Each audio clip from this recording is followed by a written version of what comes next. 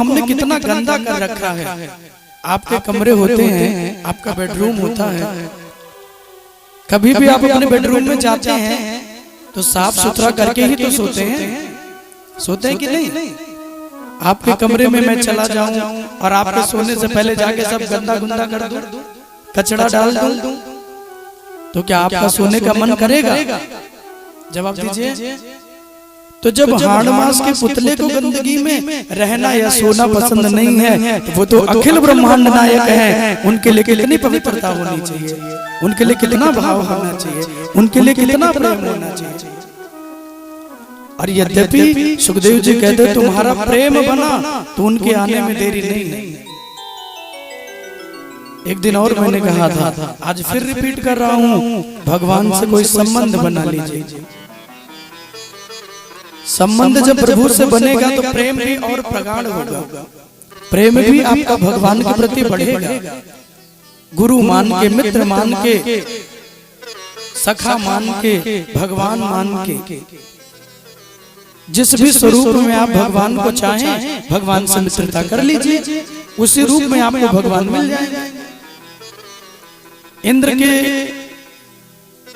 कथा को कल मैंने आपको सुनाया। अभिमान भगवान को प्रिय नहीं है।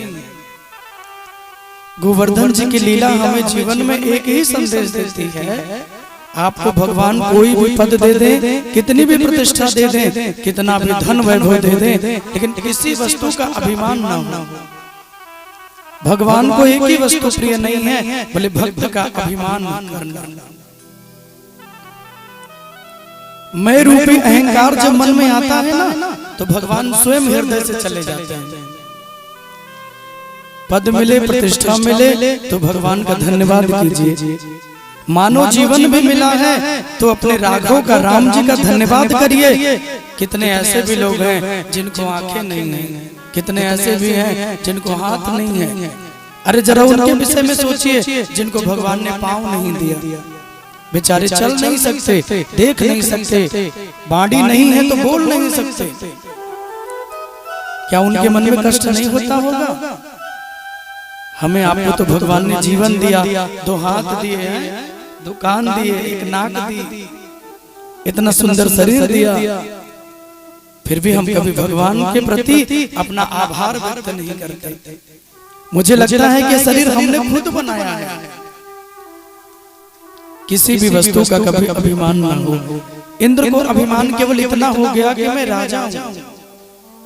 इंद्र को लगा कि ब्रजवासियों का भगवान मैं ही हूं। भगवान ने इंद्र की पूजा को बंद कराया, और जब इंद्र की पूजा बंद हुई तो इंद्र नाराज हो गए। इंद्र ने कहा कि नंद के लाला की इतनी हिम्मत, एक साधारण से अहीर को छोरा ने मेरी पूजा बंद करवा दी, और एक पर्वत की पूजा करवाई, पहाड़ की पूजा करवाई, मेघों को आदेश दिया, खूब जल वर्षा हुई। तब भगवान ने आकर अपनी छोटी उंगली पर गिरिराज को उठा के ठाकुर जी खड़े हो गए, और सबको उसी के नीचे भगवान ने बुला लिया, सभी आके इसी के नीचे बैठ गए। और जब सभी उसके नीचे आके खड़े हो गए तो जरा ब्रजवासियों का प्रेम भगवान के लिए देखिएगा। ब्रजवासियों ने अपनी अपनी लाठी पर्वत के नीचे लगा दी, जबकि पता तो उनको भी है कि इतना बड़ा पर्वत लाठी पे रुकने वाला नहीं है, लेकिन प्रेम देखिए, इतना समर्पण है भगवान के प्रति, कितना प्यार होगा सोचिए। हमारा तो इतना समर्पण कभी बनता ही नहीं है। ब्रजवासी गोपी तो भगवान की सेवा में भी जाती है ना, ठाकुर को भोग लगाने लगती है तो दोनों नेत्रों में आंसू भर जाते हैं, रोने लगती है, इतना प्रेम बढ़ता है। क्या हम कभी भगवान के लिए रोए? क्या हमारे नेत्रों में कभी भगवान के लिए आंसू आए? दुनिया के लिए बहुत रो लिया, कुछ नहीं होने वाला, लेकिन जिस दिन तुम भगवान के लिए रो लोगे, तुम्हारे जितने पाप हैं वो आंसू बन के तुम्हारे आंखों से निकल जाएगा।